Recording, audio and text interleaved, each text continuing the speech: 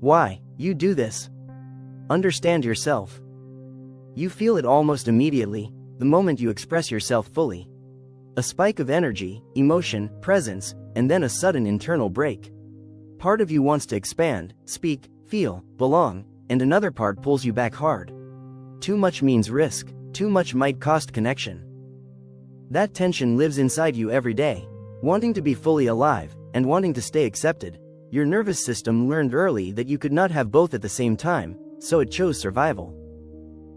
You notice it when excitement rises and you cut it short, when you share something real and immediately soften it, when emotion shows up and your body rushes to apologize, even if no one asked you to.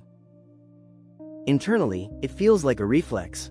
Externally, it looks like politeness or self-awareness. But inside, there is a quiet contraction, a learned movement away from your own intensity before anyone else can reject it.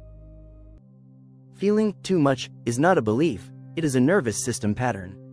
Your system learned to associate intensity with rupture, expression with loss, being fully seen with something going wrong. So before your mind can decide, your body intervenes. It dampens emotion, tightens the chest, edits words mid-sentence. This is not insecurity, it is protection executing automatically. Your intensity may have shown up as strong emotion, curiosity, sensitivity, enthusiasm, or need. And instead of being met, it was often met with overwhelm, subtle, inconsistent, or silent. A sigh, a look away, a change in tone, being told to calm down, be less, not take up so much space. The environment could not regulate with you, so your body learned to regulate against itself. When expression repeatedly leads to disconnection, the nervous system adapts. It starts scanning others for capacity. It anticipates reactions before they happen. It interrupts impulses before they leave your body. This is how shrinking becomes automatic, not because you lack confidence, but because your system learned that reducing intensity preserved attachment. Less expression equaled more safety. Highly responsive systems feel deeply and quickly. Emotion does not arrive in pieces, it arrives whole. Joy, sadness, curiosity, urgency, all at once. Without co-regulation, that depth feels overwhelming to others. And instead of being helped to contain it, you were taught to suppress it. The message was clear, your intensity is the problem, not the mismatch. This pattern often forms early. Children express intensity naturally. When that expression is met with irritation, dismissal, or emotional withdrawal, the body learns a brutal equation. Being fully myself leads to distance. Being smaller preserves connection, so the nervous system chooses belonging over authenticity, not consciously, but biologically, and it never forgets that choice. Over time, adaptation becomes identity. You stop thinking I learned to be less, and start believing I am too much.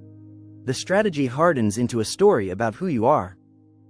This is where shame takes over regulation. You judge your feelings as excessive, your needs as unreasonable, your presence as burdensome, not because it is true, but because self-blame once felt safer than abandonment. The pattern loosens when you ask a different question. Who was overwhelmed by me? Who could not meet my intensity? Who needed me smaller to feel comfortable? That question shifts the wound. It moves the problem out of your nature and into the environment that shaped your nervous system. And that shift brings immediate relief, because it restores context. Intensity is not excess, it is capacity. It is a system built to feel, notice, respond, and engage with life deeply. The issue was never the fire. It was the lack of a container. And instead of building one, you were taught to dim yourself. That misunderstanding trained your body to mistake aliveness for danger.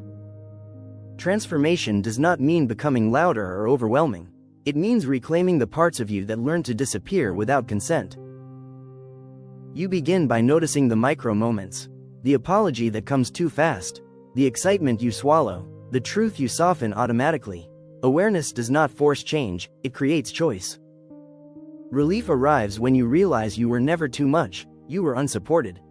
That realization lands quietly, then spreads through the system. It explains the exhaustion of shrinking, the fear of being seen, the constant internal monitoring. Your nervous system has been protecting you with precision, not betraying you. Integration means building internal safety for your intensity. Instead of waiting for others to regulate you, you learn to stay with your own activation. You let feelings rise without cutting them off. You breathe through sensation instead of collapsing it. Each small moment of allowance teaches your body that expression does not automatically lead. Empowerment is realizing you no longer need to disappear to belong. You can choose where and with whom you expand. You can calibrate expression without erasing yourself. Your intensity does not need to be everywhere, but it deserves somewhere. Environments that meet depth with steadiness instead of fear. The deepest relief comes when you stop fighting your nature. When you recognize that what you called too much was actually life moving strongly through you. Nothing about that is wrong. It simply requires attunement, regulation, and spaces that know how to hold intensity without asking it to shrink. You learn to shrink because shrinking preserved connection. That adaptation deserves compassion, not shame, but it does not have to define your future. As you reclaim your intensity with safety and choice, the old label dissolves.